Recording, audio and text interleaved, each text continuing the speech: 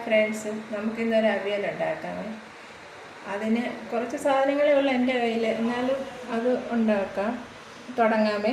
ആദ്യമായിട്ട് ഏത്തക്ക അരിഞ്ഞ് വെച്ചിട്ടുണ്ട്, ചേമ്പ്, ക്യാരറ്റ്, മുരിങ്ങയ്ക്കായ, വെള്ളരിക്ക, ഉരുളൻകിഴങ്ങ്. പിന്നെ ഇവിടെ ഇപ്പം ചക്കയുടെ സീസണല്ലേ, അപ്പോൾ 1-2 ചക്കക്കുരും കൂടി ഇടാമെന്ന് വിചാരിച്ച് ചക്കക്കുരു, പച്ചമുളക്, തക്കാളി, ഇത്രയും സാധനമേ ഉള്ളൂ. പടവലങ്ങയൊക്കെ ഇടുന്നത് നല്ലതാണ്, പക്ഷേ എൻ്റെ കയ്യിൽ ഇത്രയേ ഉള്ളൂ. അതുകൊണ്ട് ഞാൻ അത് വെച്ച് നമുക്ക് തുടങ്ങാം. അതിനായിട്ട് എൻ്റെ അമ്മൂമ്മയൊക്കെ ഉപയോഗിക്കുന്നത് പണ്ടൊരു ചെറിയൊരു ചട്ടിക്കലത്തിലായിരുന്നു അവിയൽ വെക്കുന്നത്. ചട്ടിക്കലത്തിൽ വെച്ചാൽ നല്ല ടേസ്റ്റാന്ന് പറയുന്നു. അതുകൊണ്ട് നമുക്കിന്ന് ചട്ടിക്കലത്തിൽ വെച്ച് നോക്കാം. ആദ്യമായിട്ട് ചട്ടിയിൽ ഇച്ചിരി വെളിച്ചെണ്ണ ഒഴിക്കണം. വെളിച്ചെണ്ണ ഒഴിക്കാമേ. നമുക്ക് അടി പിടിക്കാതിരിക്കാൻ വേണ്ടിയാണ് കേട്ടോ. വെളിച്ചെണ്ണ ഒഴിച്ചിട്ട് എല്ലായിടം ഒന്ന് ആവണം. എന്നിട്ട് നമുക്ക് ഓരോ സാധനങ്ങൾ വെക്കാം. ഓരോ സാധനങ്ങൾ ഇടാം. അത് ചക്കക്കുരു വേവുന്ന അനുസരിച്ച് ചക്കക്കുരുവും ഈ ഏത്തയ്ക്കായും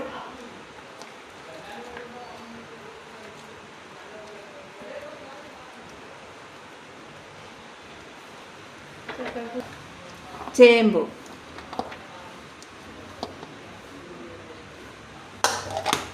ഇട്ട് ഇത് കുറച്ച് വെള്ളം ഒഴിച്ച് വേവിച്ചിട്ട് കുറച്ച് വെന്തിട്ട് ഒരു ഹാഫ് വേവായി കഴിഞ്ഞിട്ട് ബാക്കി സാധനങ്ങൾ ഇടാം.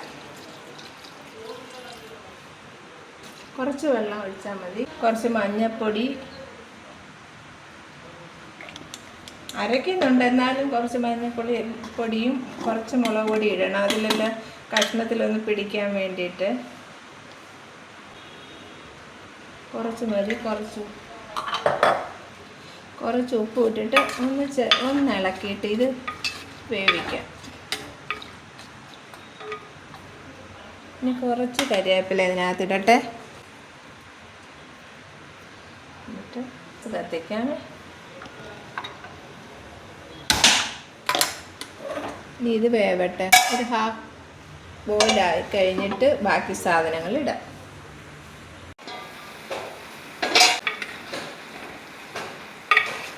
ഇത് കുറച്ച് വെന്തു. ഇനി നമുക്ക് ബാക്കി സാധനങ്ങളും കൂടി ഇതിനകത്ത് ഇടാം. മുരിങ്ങയ്ക്ക, ക്യാരറ്റ്,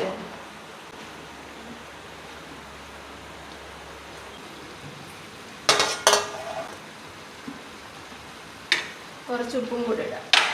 ഉപ്പ് കാണത്തില്ല, ആദ്യത്തെ അനുസരിച്ച് ഞാൻ ഇട്ടിട്ടുള്ളായിരുന്നു. ഇനി കുറച്ച് ഉപ്പും കൂടി ഇടാം.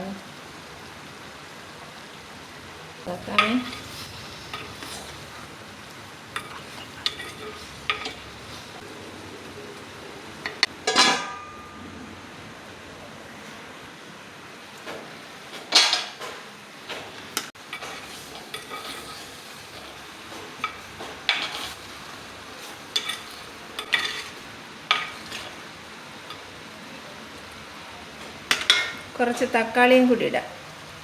ഒരു ചെറിയ പുളിക്ക് വേണ്ടി കുറച്ച് തക്കാളിയും കൂടെ. എന്നിട്ട് വേവട്ടെ.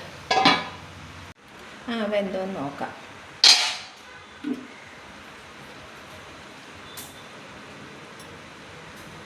വെന്തു. ഇനി നമുക്ക് ഇതിന് വേണ്ടിയിട്ട് ഒരു അരപ്പ് തയ്യാറാക്കാം.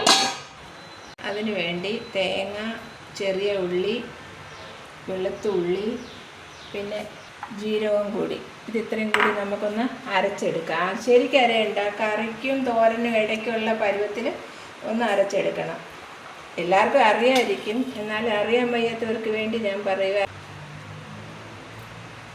അവിയലിന് കുറച്ച് തേങ്ങ കൂടുതൽ വേണം, എന്നാലേ ടേസ്റ്റ് ഉള്ളൂ. ചെറിയ ഉള്ളിയും നല്ലവണ്ണം വേണം. പിന്നെ വെളുത്തുള്ളി കുറച്ച് 2-3-4 അല്ലി മതി വെളുത്തുള്ളി. കുറച്ച് ജീരകം. ഞാൻ മഞ്ഞൾപ്പൊടി ഇട്ടിരുന്നു, എന്നാലും കുറച്ച് മഞ്ഞൾപ്പൊടി വേണം. അരയ്ക്കുമ്പം കുറച്ച് മഞ്ഞൾപ്പൊടി, കുറച്ച് മുളക് പൊടി, രണ്ടും ഇട്ടതാ, എന്നാലും ഒന്നും കൂടി ഇടുക. ശകലം വെള്ളം ഒഴിച്ചിട്ട് ഒന്ന് അരയ്ക്കണം. അരച്ചിട്ട് വരട്ടെ. ഈ രീതി വേണം അരയാൻ. കൂടുതൽ അരയരുത്, ഇങ്ങനെ വേണം അരയാൻ. എന്നിട്ട് നമുക്ക് ഇതിലേക്ക് ഇടാം.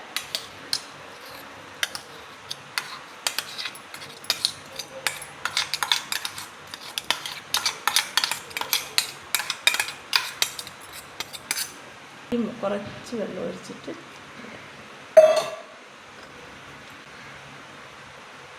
വെള്ളം എടുത്ത് ഒഴിക്കരുത്. വെള്ളം ഒത്തിരി ഒഴിച്ച് അവിയൽ കൊള്ളത്തില്ല. കുറച്ച് വെള്ളം ഒഴിച്ചിട്ടിടാം. എന്നിട്ട് ഒന്ന് ആവി കയറ്റിടാം. ഇനി കുറച്ച് ആവി അരച്ചതെല്ലാം ഒന്ന് ചൂടായി. നമുക്ക് തവിയുടെ ഈ വശം വെച്ചെടുക്കരുത്, ഇത് വശം നോക്കണം. ഇത് വെച്ച് ചെറുതായിട്ട് ഇങ്ങനെ ഇളക്കിയിട്ട് നമുക്ക് വെളിച്ചെണ്ണ ഒഴിക്കാം. പിന്നീട് ഇച്ചിരി വെളിച്ചെണ്ണ ഈ കരിവേപ്പിലയിൽ ഒഴിച്ചിട്ട് ആ കരിവേപ്പില ഞെവിടി ഇതിനകത്തിടണം. ഇങ്ങനെ കരിവേപ്പില ഞെവിടി ഇതിനകത്ത് ഇടണം.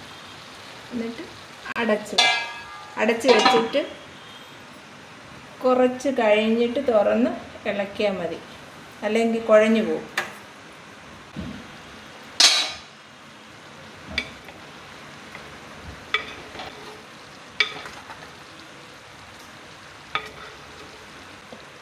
അവിയൽ റെഡിയായി. വീഡിയോ ഇഷ്ടപ്പെട്ടെങ്കിൽ ലൈക്ക് ചെയ്യുക, എൻ്റെ ചാനൽ സബ്സ്ക്രൈബ് ചെയ്യുക. പിന്നെ നിങ്ങളുടെ കമൻറ്റും ഞാൻ പ്രതീക്ഷിക്കുന്നു. എല്ലാവർക്കും ബൈ.